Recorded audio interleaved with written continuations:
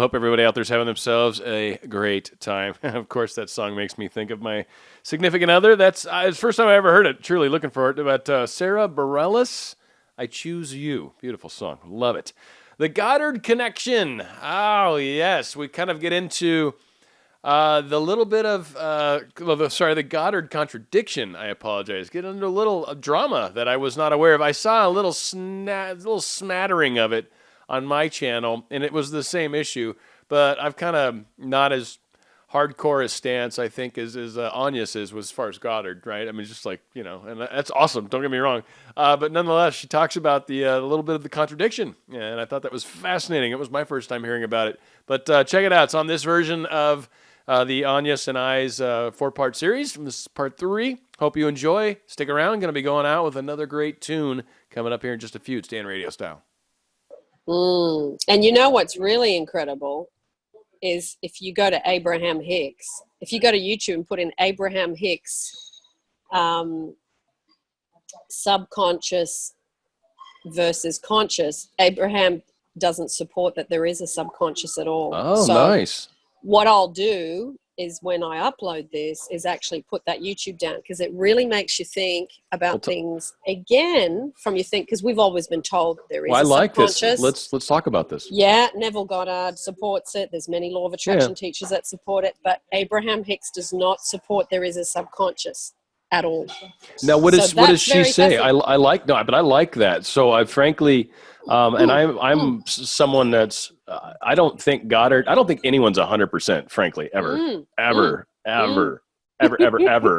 do I think anybody's 100%. I just refuse. I've seen maybe 70, 80%. Like, I just don't think any of us are that solid. We all have filters. We all have whatever's, right? But I think Goddard is beautiful. He's got some stuff. Esther Hicks is awesome. Got some stuff. But again, but what does Esther Hicks say about that? That's awesome. Well, no subconscious. That's like no deep. Subconscious. She says that you basically have got a conscious mind.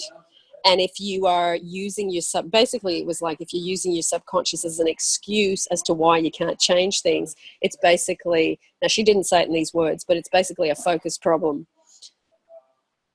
So you don't kind of let yourself get away with, I can't fix that because it's in my subconscious. So her whole thing is like, you're responsible for your subconscious too, which I would totally buy into. Does Goddard kind of more go like, no, well, I guess that's true, because he makes it sound like that's the thing that's doing the manifesting. And like we first started talking, that's always been my understanding of conscious and subconscious, which I think is probably more Esther Hicks. But see, I really like, I love Neville and I follow what him pretty much to the T. Yeah. But I really loved her interpretation of this. It made me think. It made me look at things differently. It made me question what I'd been taught. Because spiritual movements talk about, there's the subconscious, there's a subconscious. Right. I just accepted it as true. And then all of a sudden she said, hang on, there isn't a subconscious. I went, what? Like, it really made me go, huh?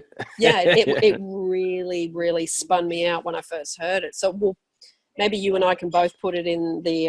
totally. I'll send you the link, and then we can both put it underneath, because it is so interesting. Oh, yeah. No. Even if you disagree, to listen to it and go, wow, that's a new take on that.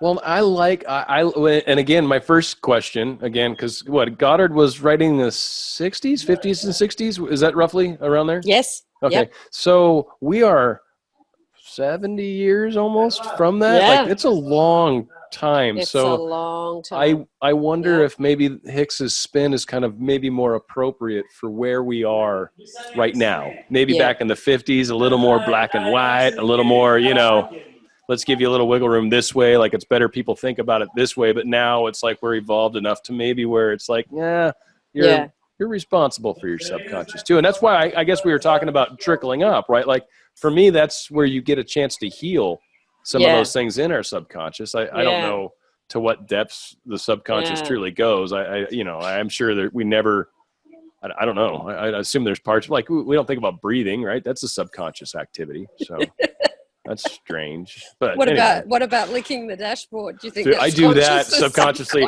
I wake up doing it sometimes. I'm like, what are you licking the table for, Dan? Stop. I think it was the lead paint. That's what we were talking about, using the senses. The touch. Yeah, that's right. That's right. You're like, what are you like, licking the air? What are you Yeah, but that's licking the dashboard. That's right. Yeah, I was using the taste for If manifesting a car. if I could be funny like that all the time, I would be making so much money in comedy. It's not even. It's unfortunate. I think It's you should unfortunate. start a little side salad with it. This is your main dish, but have a side Yes, salad. a little something, little dashboard on the side. Just saying. I love that. So yeah, it's just. It's an So we'll do that. interesting version. It's an interesting version, and yeah, whether you believe in it or not, or whether it resonates or not, it's an interesting listen anyway. Yeah. And I like the idea of just promoting being open, a little bit open in general. Yeah. It is, and like you've said it before, and I mean Goddard's very black and white. He's only written a number of books, and his words are in stone. But everyone that talks about him has it's meaning to them, and it's fun when you kind of got to just take it all as a listening to, like for those that had a background in religion in any way, shape, or form, like the same pastors, they're still reading the same book, but you'd go to different pastors because of the way they'd story tell, or maybe this guy was easier to relate to or whatever. So yeah, it does. There's different interpretations, and yeah, I mean, you can, depending on where you're at in life, depending on what your background is, you might interpret it slightly differently, especially because Neville's got quite a lot of religious stuff too. Right. And that's actually the sign of a good writing is actually if you go back and read it again years later and it does mean something different. Yeah. That kind of implies growth, I think. I think it's a good thing. Yeah. Did you have any, I've got a couple small quotes we could try to see if these lead to much. I think this one's from Your Faith is Your Fortune. Oh, beautiful. Change your conception of yourself and you will automatically change the world in which you live. Do not try to change people. They are only messengers telling you who you are. Revalue yourself, and they will confirm the change. And I get a lot of people that are very interested in trying to change other people. Yep. And I know Goddard suggests that you can affect them. Thought transmissions are a really popular thing, and obviously trying to manifest a specific someone. But I think this speaks to actually that more in nature of like trying to manifest your specific someone. You're still really trying to do it through getting your energy right, getting yourself good, and then that energy being pushed to them. I think suddenly now you look really attractive to them. Like there's still a cool little mechanic that plays out. I don't think you're changing them. I think it's changing yourself, right? And then, but I don't know. I just thought that was a neat kind of. I'm curious what you think, because you probably get a lot of people that want someone to change. Someone else needs to change. Yeah. And there's been a lot of arguing on my channel this week about this exact thing. Because no way, nice. Yeah, like hugely explosive, badly. Wow. Oh. And it's been about this because I've been talking about on my channel, everyone's you pushed out, which is a Neville concept, which is exactly what you're talking about, where what you project about you, about them, creates, they're your hologram, they're in front of you, and they're the reflection of you. But Neville also says in the book Prayer, The Art of Believing, that you can thought transmit to people, but, and this is what caused the uproar, that people can reject what you send. Okay. So does he admit that? He says people can reject. Okay, yes. Nice. Good. So that goes against the everyone is you pushed out, you see. Oh, this is one where he contradicts himself. Yeah. Which was written first, chronologically? I don't actually. That'd be interesting. But why can that contradiction not exist simultaneously? Because if everyone is you pushed out, and what you're pushing out is I'm loved, I'm wanted, I'm supported, I'm first best, that goes out instead of your neediness, your longing, your desperation, then you are in a much better place to project the power of influence through thought transmission from that self-loving place. Your foundation's good, you see. But if you send something to somebody like, I love you, I want to be with you, I have to have you, which is a mixed bag of nuts in, I've got some self-love, but I've got a little bit of neediness, which is often the case. Some people aren't 100% No, right. No, yeah, exactly. needy or 100% self-loving. We're human, so we have, fluctuations. So the uproar was from the people that were, well, now what's the point of doing all this work? I'm not going to get what I want. And you've contradicted yourself. And yes. And it's like, hey, whoa. Neville teaches this. Both ring true if you understand that you can have the power of influence, but you do not have the right to have power of control. See, I was part of this anyway. And then people, I think, just backed away from my channel because I was pretty adamant of that. I don't believe that you can impose your will over someone else's. But I think the way it plays out typically is we get our energy straight personally, which then makes us kind of vibrate at a neat little frequency that feels good to be around. Like you'll notice it with your friends and family. And then you think of that individual while you're vibrating all fuzzy and fun. And they feel that fuzzy fun, and then you pop into their head and they feel this kind of good feeling with it. And then that, if they're open to you in any way, shape, or form, you instantly start feeling more attractive to them. And that's how that happens. But you can't force. And I'm just so adamant about that because it's like, that's free will. Like you can't take someone's free will from them. And how would you feel if it was someone doing it to you? Exactly. And that's the point I made, because I've personally had someone come towards me that I did not want to be with. And I thought, thank goodness I have the power to say no. But he did approach me with neediness, with longing, and I was the answer to him feeling unloved. So of course that was repelling to me, and I didn't want any part of it.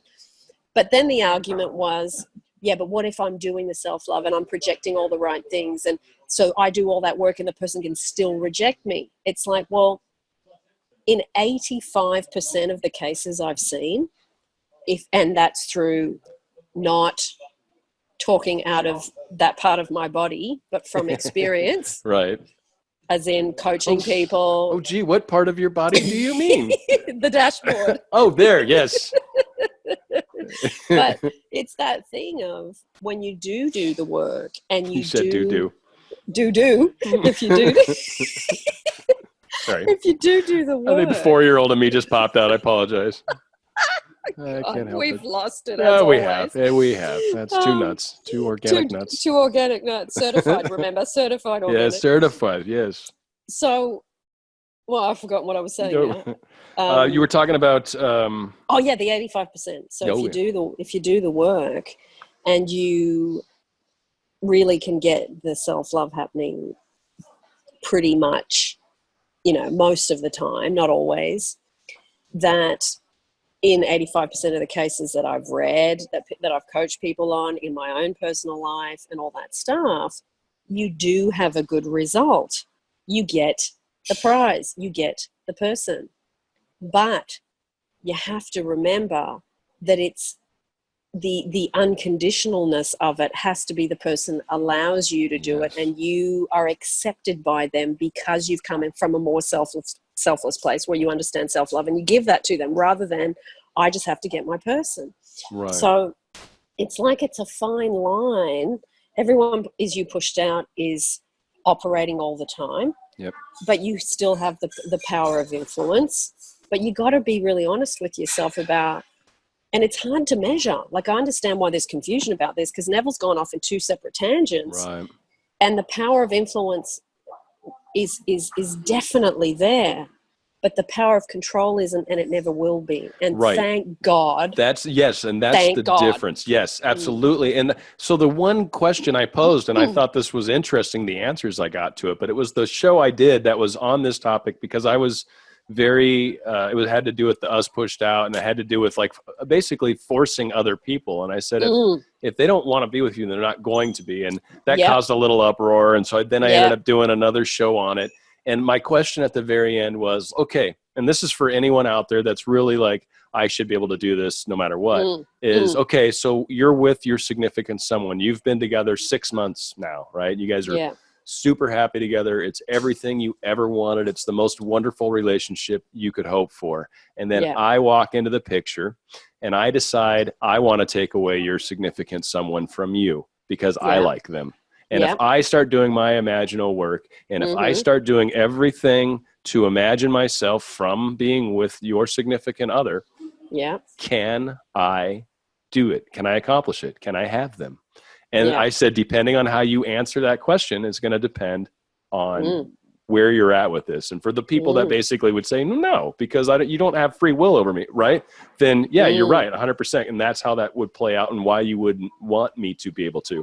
But there actually was a group of people that said, well, then it was probably because me pushed out. I had this sort of energy issue, and that's why you chose my girlfriend. And that's why I'm like, well, okay, that's an interesting way to see that. But I kind of built it up like the way I told the story was you were very happy and everything was good. But it is interesting to see that was some people will still basically allow for that as a version of their energy kind of asking for it. I was like, oh, okay. And look, I understand people want to hear 100% guarantee. Yeah. I understand that. Doesn't seem to work out 100%. I can say from all the cases I've seen, and there's been hundreds in the last 20 years, it's about 85%. Right. So the odds are definitely in your favor. Let me ask you this. You've got to stop looking at the 15%. Oh, and let me ask you this about the 15%, because of those 15%, I'm curious how many of them ended up with someone else and actually would probably say to you now, I'm glad it happened that way. Yeah, there have definitely been some in that category. Absolutely, for sure. So that's the other side of it that I think people are so fixated, and I get it, and get your specific person. I completely understand. I totally understand it. I mean, the time and effort, but there are definitely questions and things and growth, and sometimes in life things just don't. And that's the 15%, I think, too. Is there's just sometimes in life it's not the right path for you or them or both, probably both. But that's just like you need something different. You need something new. It's not going to happen for whatever reason. But that's like you said. Go ahead. It's it's working with both of those things that Neville talks about. Everyone is you pushed out, yes, and people have the ability to accept or reject, yes, but that's contradiction. Yeah, it is. You know what?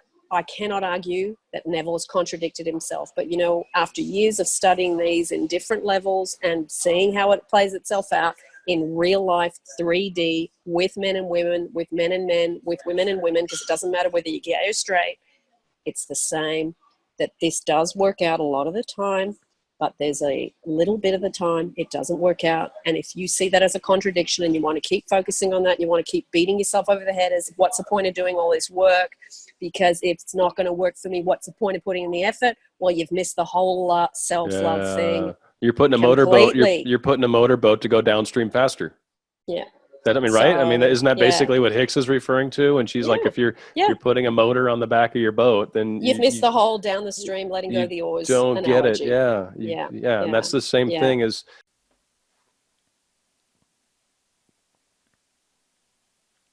Right? Like I'm talking, there was some stuff, man.